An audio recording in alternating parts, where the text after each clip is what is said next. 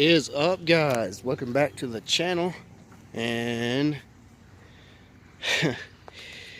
so about I'd say a couple weeks ago now, this followed me home. This is new to me, 1990 Chevrolet Lumina Eurosport as the proper name. This is the V6, so it's not the 4-banger. And if everybody knows about these front-wheel drive vehicles, that is a 3.1 multi-port fuel injection V6 automatic. Never seen a 5-speed in person. I know they made them, but never seen one in person. It's kind of rough on the edges, you know, I will admit. But I made the mistake of being on Marketplace and not looking to buy a vehicle, looking for some other stuff. And sure enough, this pops up on there, fresh, you know, and I messaged the guy to go check it out.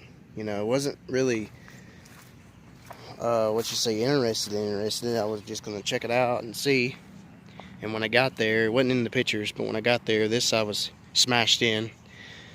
I was like, oh, okay. So we got some damage going on. I looked underneath, there's no rust on this vehicle whatsoever. None. If there is, it's like mud. That's about the only thing I've seen. The car is pretty clean as far as rust goes. It did come with 2 doors. Now they're not the same color, which kind of is a bummer, but you know, I'm not going to complain because I can throw them on and fix that damaged part and it won't look so bad. They're blue and the car's white. And they're also manual windows, and these are power door locks and power windows. So that's a bit of a difference. Got the 16-inch wheels. I'm really digging those. Those are nice, really nice, and those will clean up good. Tires are okay. They're not perfect. It'll need tires eventually. The plans for this car, I actually do not even know. I bought this not thinking, I guess I would say. I mean, when have I ever thought? I got 4 vehicles now, 2 of each, 2 trucks and now 2 cars. So yeah, this tire's a little bit more thicker on tread.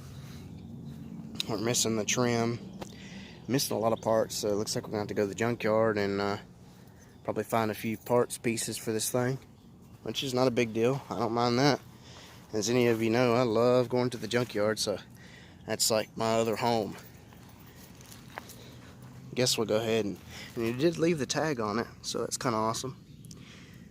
Got the dual exit muffler on it. Guess we'll start with the trunk. Creepy. No trunk light? Huh. Yeah, bulb is blown, evidently. Looks like we got a different door panel in here. Somebody has done something to the intake. Ew. Good gracious. Got a PCV valve. Looks brand new. Some of the pieces I'm looking for the interior. That's not a good sign. Some other pieces. The spare, I hope, is in here. If it's not a big deal. Trunk looks to be all together. So far, I have cleaned out the passages in here. It was full of leaves and dirt and stuff from pine needles and stuff where it sat underneath the tree. The guy had it for, I'd say, a year or so. I believe that's what it said on the title, and it is a salvage title. So if I ever were to try to sell this car, probably would not get much out of it. So as you can kind of see where my plans are going for the car. Red interior. Actually not bad at all. Just needs to be detailed. And that video will be coming soon. Definitely get in here and clean the snot out of it. It needs to be cleaned bad. Seats is not really tore up or anything. They got a little bit of stainage going to them. Some dirt. The guy did have some kids, so it does, you know, smell like, not what you say stinky diaper, but it has like that child smell I don't know how to explain that. It's weird. And it's got cigarette smoke smell to it a little bit, which is why I got an air freshener in here. Put the dash cover in here. She's got cruise control. She's got the power delay wiper motor, which is pretty cool. Stock radio. I don't know if the AC or heat works. It does run, but not that well at all. Dome light. See, that side's smashed. So when I got there, the guy said it didn't run. He said he couldn't figure out what was wrong with it, and that he tried. And if he did get it running, it would only run for like a second and then die. And I was like, okay. And the battery was dead too, so I jumped it off of the truck, and I actually got it to run, and it actually idled.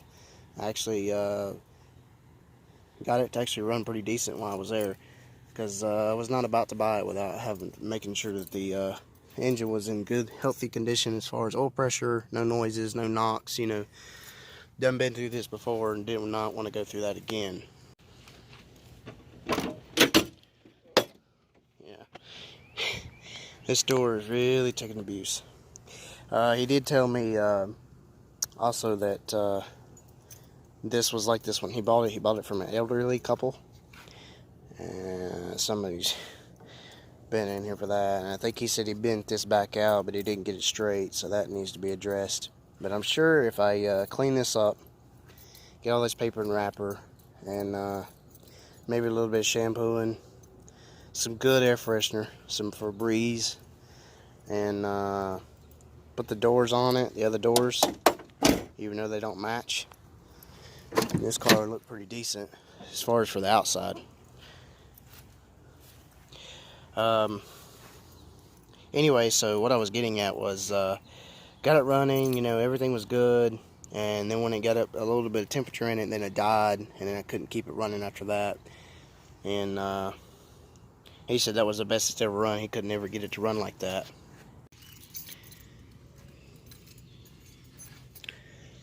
Alright, so here she is out on her glory. 3.1 multi-port fuel injection V6, around 140 horsepower, and forget the torque specs. She does need a couple motor mounts, because when I was putting it in gear, making sure the transmission at least went in gear, you know, transmission was good. The motor was rocking back and forth, so it was pretty bad. I had it towed to the house, could not drive it. Tried, and did not succeed. I did notice it was smoking a little bit when it was running. When I pulled this off at the guy's house, it was sucking transmission fluid into the intake manifold, and so I capped this off so it doesn't do that. And all that's because the vacuum modulator down there on the transmission is shot. So I had to add that to the list. Get a little bit of a coolant pipe leak right here in the little gasket. That's not a big deal. Fix that. She's full of coolant. I checked all the fluids. Yeah, nice and green and full, like she should be. Full is full.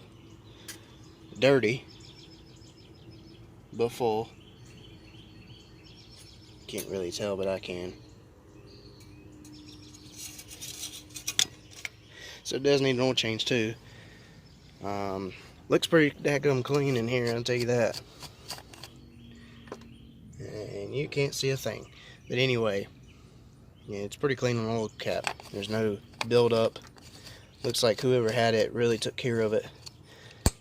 The guy that had it was kind of iffy. He tried. He threw a bunch of parts at it. So far I know of new outer air control valve, TPS, throttle position sensor, air filter's new, battery was replaced at one time not too long ago, fuel filter was replaced, and crank sensor I believe was replaced, or cam sensor, one of the two. I think it's crank sensor because these don't have a cam sensor. So yeah, so I guess I'm gonna fire it up, and brake fluid's good. and show you what she does, how she runs, and then we'll get to it of the plans for the car and what we're going to do to it. Need to get a parts list written down to get some things for this. As you can tell, it needs quite a bit just to get it running and driving again on its own, and decent. It needs a good detail in inside and out. But go ahead and fire it up and see what she'll do. See if the battery's even dead, because I charged it, it was completely dead. See if it held any charge.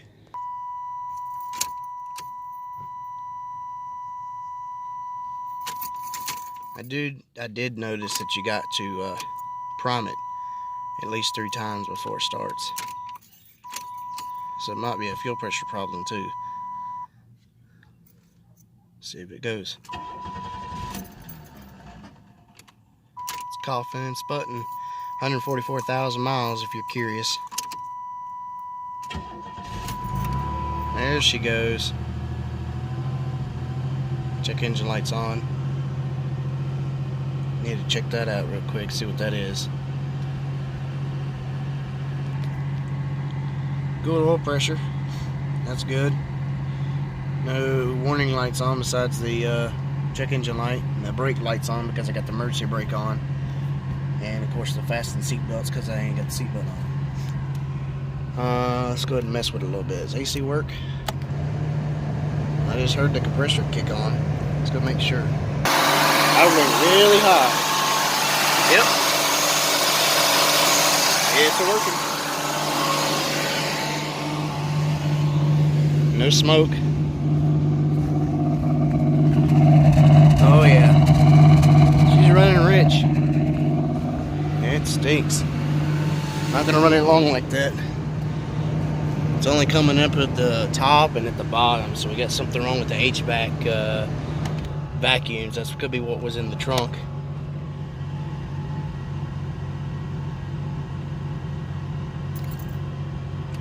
I need to go ahead and check that code real quick. Alright, so I checked the code. It is code 22, which comes back as a throttle position sensor signal low error. So there's something wrong there. Either the sensor's bad that he put on it, or he didn't properly adjust it right, because these have a certain way that you're supposed to be put on when you replace them. There's a little bit of a play that you can move them back and forward, and they got to be set just right. If they don't, they won't run right. It'll stall, it'll buck, it'll backfire. It will, I mean, sometimes it won't even crank. But fires right up. Feel a little bit of a misfire, just a hair, a little bit of a misfire.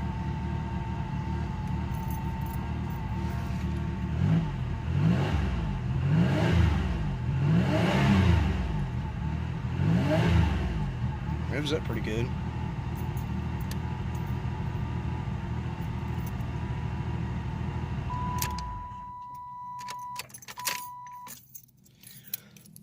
Also, when I got the car, it was low on gas. I mean, it was dead on E when I had it at his house. So I put about 5 gallons in it, and that's where it's been ever since. Power windows work. Heck yeah, buddy. Most important window works. That's all that matters, right? Passenger side. Oh yeah, I forgot about that. The door's broke. But it does work. This one too. Probably needs a little bit of silicone grease.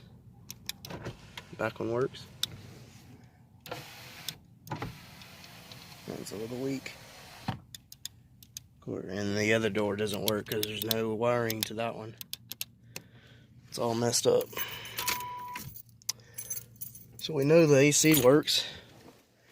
So that's pretty sweet.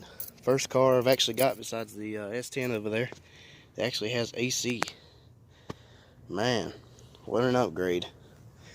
Definitely got some little friends that wants to come and play, so we'll have to take care of them. I did take care of a lot of bees. There was bees in the gas tank lid. There was bees in this door, bees in the mirror, and I believe there was one in this grill that I took care of. I take all that out and kill them. But yeah, so we're definitely gonna make a list. Definitely gotta head to the junkyard, find some parts for this thing, get her fixed up and going again, and run to the parts store, make a list for that too. I'm going after that TPS first, because that right there is going to cause a lot of issues with idling, stalling, cutting up when you're trying to give it the pedal. And but I am going to get a fuel pressure tester, test the fuel pressure, make sure that the fuel pump's good and all that's good. I actually do need to check underneath and make sure that the guy put the fuel filter on right, because these are only flow one way, and if you get them backwards, I mean, I'm sure it wouldn't even probably run if it was hooked up backwards in the first place, but you never know. Want to double check that and make sure. So yeah, gonna do a tune-up, plugs, wires. Got a little bit of a power steering leak. I just noticed that now. The cap's all wet, and down here you can see the wetness down there below the belt. The Celebrity did the same thing, so this one's probably got a bad pump that's just leaking. I can put some Lucas in that and that'll fix that for a little while, hold that over. Definitely need some engine mounts, and good bath, good cleaning, and it's probably good to go again. But for now, that's going to do it for this video. And if you like this video and you want to follow this project and see more on this car, make sure you hit that subscribe button and make sure you have the notification bell on, so every time I upload, you get notified. Thanks for watching, guys. Have any questions or comments, leave them in the bottom. I'll try my best to get to them. And as always, stay tuned for more sweet content like this. Thanks for watching.